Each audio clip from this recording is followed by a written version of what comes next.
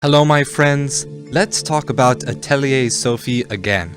I know what you must be thinking. This game isn't that popular, so why spend 2 whole episodes on this little RPG? Well, that's exactly because I like it that much. What can I say? These games are charming. But one choice in these games has always confused me. Why have such an insistence on including Christian-like churches in this game? Even to the point of having a side quest where a friend forcefully drags you to mass and shames you for not coming more often.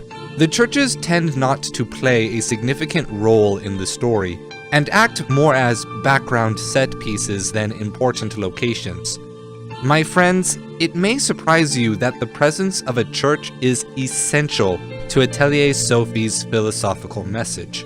Plot spoiler for the game coming up right now. In the last episode, I mentioned how Sophie's goal was to find the Cauldron of Knowledge in order to return the magic talking book known as Placta back to human form. What I didn't mention was the appearance of another alchemist that also sought the Cauldron, Luard, whose goal is to perfect ablation alchemy.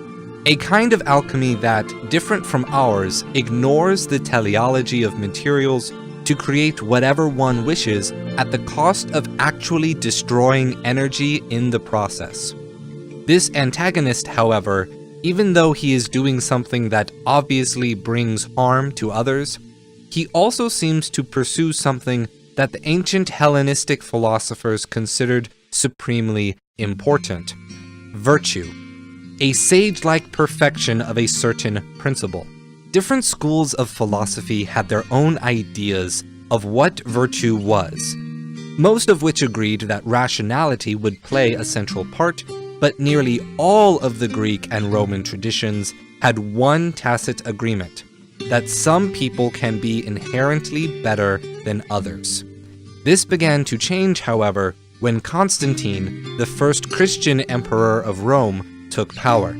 This may sound odd to modern listeners, but before the Latin and medieval eras of philosophy, the ancient tradition was taken up by people we call the Church Fathers, namely the philosophers Origen, Augustine, and the Cappadocians. See, when scholars of the Church came across conflicts of religious doctrine, they found that they couldn't simply refer to Scripture because everyone shared the same Scripture. So, before they started relying on war and politics to settle disputes, early Christians used logic, rational argument, and the knowledge of Greek and Roman philosophers to determine what church doctrine would be considered orthodoxy.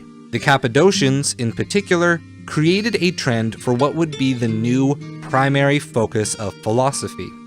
See, the Platonists, the Aristotelians, the Stoics, and other ancients focused on virtue because they tacitly accepted high degrees of inequality.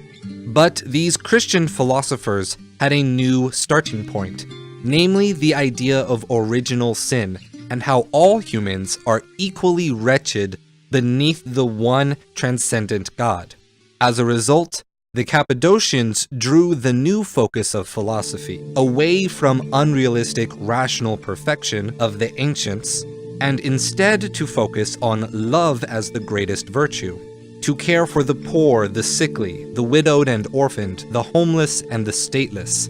Indeed, all these religions of the book, Jews and Muslims included, developed this same scholarly focus in the same era. The Cappadocians even influenced Augustine, who would put charity as the active principle of the virtue of love to be the highest goal for the Christian church.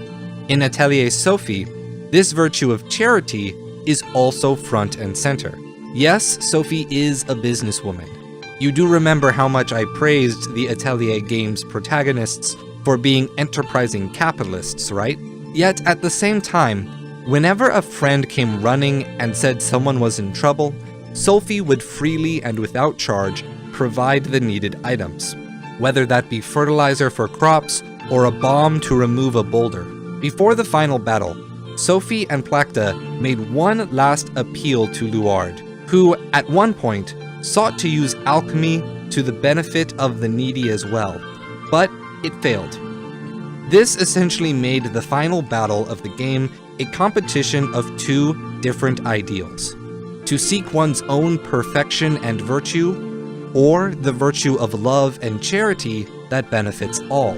But hey, maybe you still don't buy that this is a philosophical influence here. Japanese fantasy frequently borrows from Western culture, and their collectivist social values could account for the ideological difference between Plachta, Sophie, and Luard. But let me ask you this. Why, of all places, would this game use a coffee shop as the location where Sophie gets all of her alchemy requests, when previous games used official government offices or tradesmen's guilds to more appropriately serve that purpose? Second question, doesn't the name Cappadocian sound familiar? That's because the widely beloved cappuccino was actually named for its foamy top, looking similar to the fluffy-topped robes of the Cappadocian priests. Doesn't it make sense that a place that serves cappuccinos would pair the drink with just the right complement, a side of Cappadocian philosophy?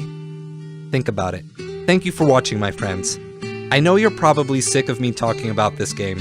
I promise it's the last time, so I tried to make it a little more on the humorous side, and a little shorter. If you're new and liked this episode, remember to subscribe and share the video with your friends. I don't pay anyone to advertise the channel for me, so the only way that we can grow is with your help. Thank you again, and as always, stay true.